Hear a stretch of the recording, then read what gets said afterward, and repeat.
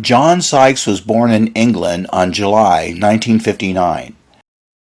He didn't start learning to play the guitar until he was 14 on an island off of Spain, Ibiza, where he went to live with his uncle, a blues guitarist. John remembers that there was not much else to do. In 1976, John came back to England. He had neither money nor work, so he practiced the guitar all day long. And soon, he joined Street Fighter, a local band in Blackpool. In July 1980, John answered an ad in a magazine looking for a solo guitarist, and he joined the band called Tygers of Pan Tang. In the early days as a guitar player, Sykes listened to Led Zeppelin and Deep Purple a lot. Those were his top favorite bands.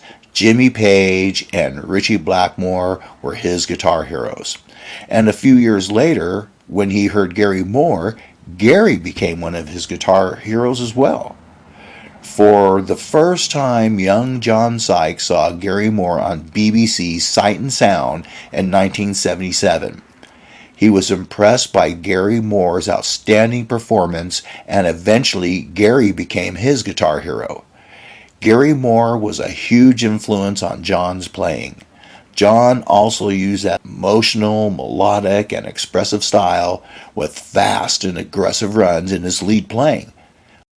Later, John got a chance being introduced to Gary Moore by heavy metal producer Chris Tangarides. Chris Tangarides started his career in the music business in 1974 as an apprentice at Morgan Studios in London, one of the major independent recording studios in the UK at the time.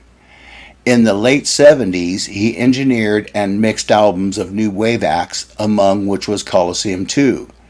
Chris became a friend of Gary Moore's, who gave him his first job as a producer on Gary Moore's first solo album, Back on the Streets. The song Parisian Walkway, sung by Phil Lynott and contained in the album, was a hit in the UK. So, in 1981, Tygers of Pan Tang were recording the Spellbound album at Morgan Studios in Willesden, North London. Chris Tangarides was the producer.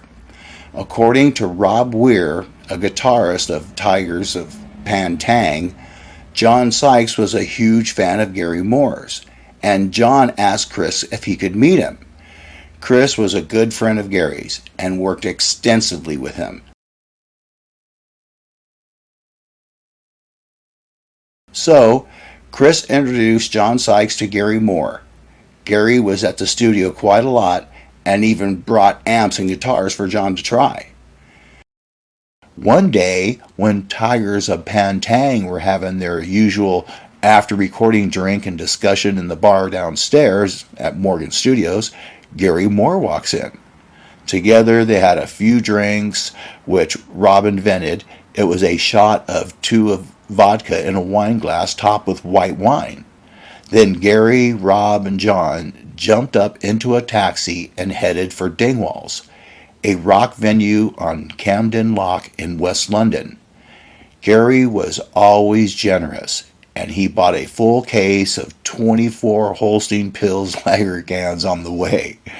They opened some cans in the back of the car, and Gary gave 2 cans to the driver, a large Jamaican with incredible dreadlocks, on their way to Dingwalls. Then Gary saw some girls and shouted out the window asking if they wanted to join the party. So the girls got in and the party started in the back of the car. When the car stopped, everybody got out of the car and fell on the ground laughing like hyenas. Finally, they got to the club, and Gary bought more drinks in the bar. There was an act on stage, what was quite interesting. A guy, Nash, who wore a full white head mask and top hat, played electric violin, specializing in covers of the day like Smoke on the Water. So eventually, Robb felt sick, left Gary and John, and went home.